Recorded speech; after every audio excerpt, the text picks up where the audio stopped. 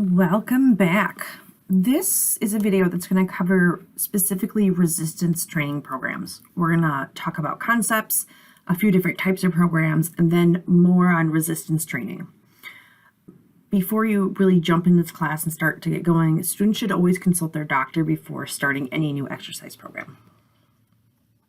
In general, physical activity is good for you. It has positive impacts on the body, ranging from improved cardiovascular health, improve muscle density, bone density. It can improve your cognition.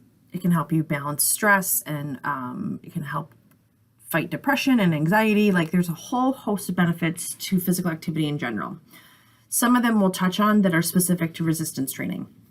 So just for some examples of physical activity training programs, you could do respiratory fitness training programs, do core training or balance training or plyometric, speed, agility, quickness. I mean, there's an abundance of types of training programs.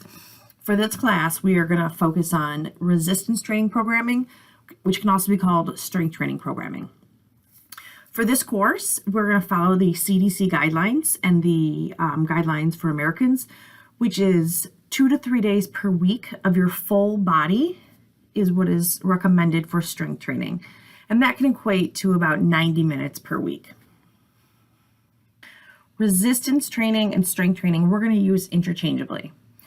Resistance training is a form of physical activity that's designed to improve your muscular fitness by exercising a muscle or a specific muscle group against resistance. So there's a few different modalities that we're going to use in this class, and that's going to be body weight, free weights or dumbbells, and resistance bands. There's other things that you can use for resistance training. So you can use resistance training machines, which you can find in a lot of gyms, medicine balls, kettlebells, suspension body weight. So those could be like TRX and more. The benefits of resistance training include increased muscle mass. So your muscle mass naturally decreases with age. Strength training, however, can help reverse that trend. Stronger bones. Strength training increases bone density and reduces the risk of fractures. This is especially important for women over the age of 30. Joint flexibility. It helps joints stay flexible and can reduce the symptoms of arthritis. As you gain muscle, your body begins to burn calories more easily, making it easier to control your weight. And this is what's called increasing your resting metabolic rate. It also improves your balance. So strengthening exercises can increase flexibility and balance as people age, reducing falls and injuries. So a lot of people think about resistance training and they think about the aesthetic exterior kind of benefits. It's really important to know that strength training is key for healthy aging, for a healthy spine, for stronger bones, and more. So I've said this once, that we're going to use resistance training and strength training interchangeably. However, I want to kind of go over some key terms that we're going to jump into. And these terms are going to be used throughout the entire course, and they're going to be used in the Trainerize app. So we're going to cover some key terms that are going to be used throughout the entire semester. On this page, we've already covered some of them, but on the next page are terms that are going to be used throughout not just the semester, but throughout the Trainerize app. So it's important that you can tell the difference between these key terms. We've already sort of talked about training and that there's a multiple type. On that first couple of slides, it was balance, flexibility, cardiorespiratory. So strength training, again, is also known as resistance training. And you can use equipment or body weight to build muscle, to build strength and endurance. And so in this class, again, we have dumbbells, resistance bands, and body weight. So when you hear a training program, this is a very specific plan to help someone improve their health and physical condition. And it has a goal. So if you're doing balance training, there's a balance training program to help improve your balance. So this class is, we're going to develop strength training programs, and they're going to be about 4 weeks increments. So you'll have a programming plan for 4 weeks. We'll reassess.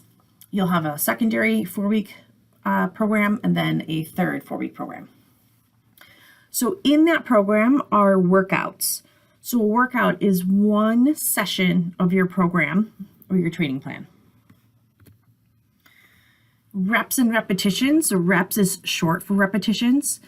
And this means how many times you repeat a movement or an exercise, which is a complete motion of a particular exercise. So an example, 1 rep of a push-up starts with your arms straight, holding yourself off the floor, lowering your body all the way down and pushing back up.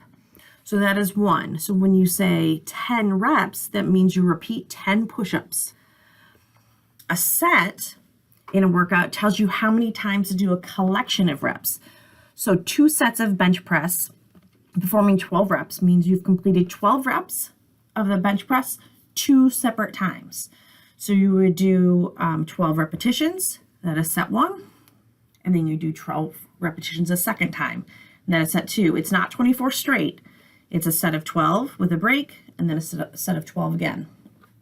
A superset, however, is where you do a set of exercise and then immediately switch to another exercise with no rest. So maybe you're doing those 12 reps of bench presses and then you're going to go and do 10 push-ups. That will be a superset because you didn't do a rest between the bench press and the push-ups. And then weight or resistance. This is the amount of resistance that you're actually lifting, like a 30-pound dumbbell. Lower reps generally require that you lift a heavier weight, and higher reps implies that you lift a lighter weight. So if you're lifting something 6 times, it's probably pretty heavy for you, as opposed to something that you're able to lift 12 times. So this is just an opportunity to kind of connect the key terms to something concrete that you're going to see in Trainerize. So as I've said, you will be assigned a program, a 4-week program. And in that 4-week program is a whole bunch of workouts, all right? So let's just say you were assigned the full week beginner band. So I'm going to give you weeks 1 through 4, and you'll have a variety of types of workouts. So you would double click on the workout, which remember is 1 session of your program. And then in your workout, here are your exercises or your reps. Okay, so on this page, it's going to break your workout down even further. So on this page, you enter your weight for each repetition within the set. So this is 3 sets of 10 to 12 repetitions, and then we will pick the weight, right? So in set 1, I would type in, I did 10 repetitions of 10 pounds. And then in set 2, I did 10 repetitions, but maybe set 1 was too easy for me, so I actually did 12 pounds. And then set 3, I only got to 8, but it was of 12 pounds. And so this is a recording device. So here is another set of screenshots and another way to kind of look at how we can do programming in this class. This is the band program. That's what the title of this would be. Right here it says weeks 1 through 4. So this is our phase 1. We will have 2 more phases. And then these are all the workouts that are provided. There's going to be a couple optional workouts in here for you. So this one has a 10-minute cool down stretching and a midday stretch. And so each week of your 2 to 3, you can pick any of the workouts that are listed.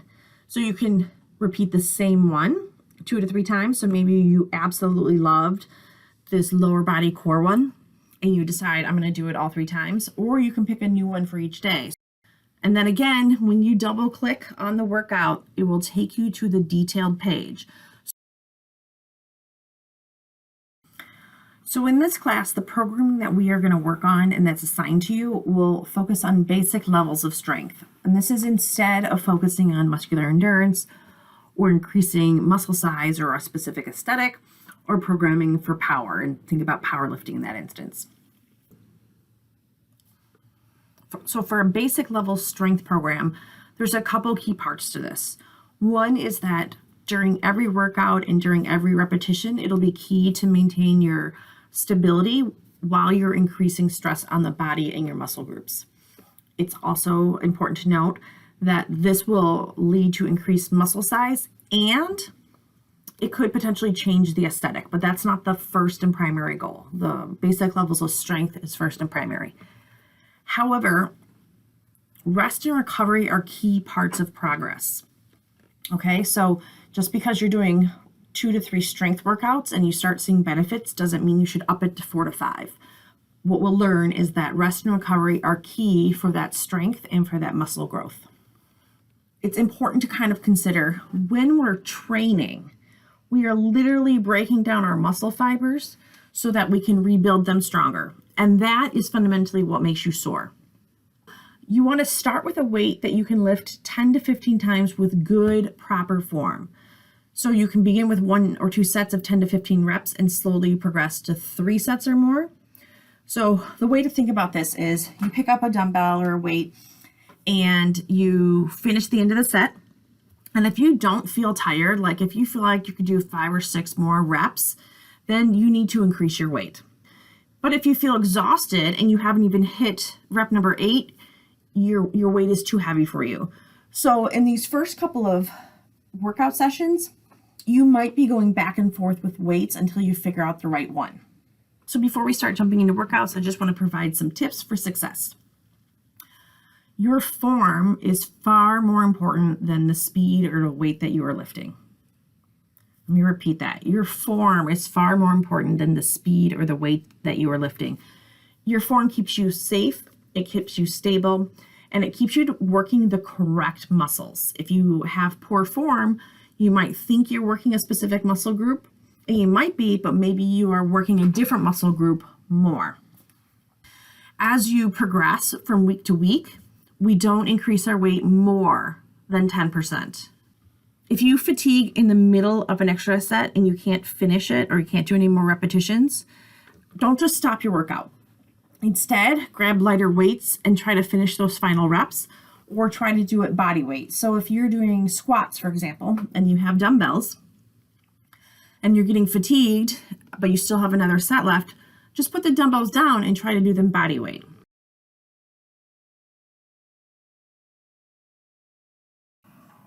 This next run of tips is more for your mental workouts than anything. Ask for help, ask for modifications, ask for feedback. That is what I'm here for. So if you're struggling with something, can't figure out the form, don't know if you're doing it right, or if something hurts, ask me. That's what I'm here for. Expect imperfection, especially if this is your first time. Expect to make mistakes. Expect that everything's not going to go smoothly. Expect that you're going to lose count of your reps 1 or 2 times, or that you're going to choose the wrong weight. That you have to sort of resist judging yourself. Judgment really gets in the way of progress, and it can hurt our self-confidence, and it can hurt any chance of you trying to do something new. So don't compare yourself to anybody, and really try to be kind to yourself during this process. And last, this is a long semester. So our end goal is to get through these 12 weeks of training. So if you're lifting at a level or you don't have the strength that you thought you would now, be patient, because in 12 weeks it could look and feel very different.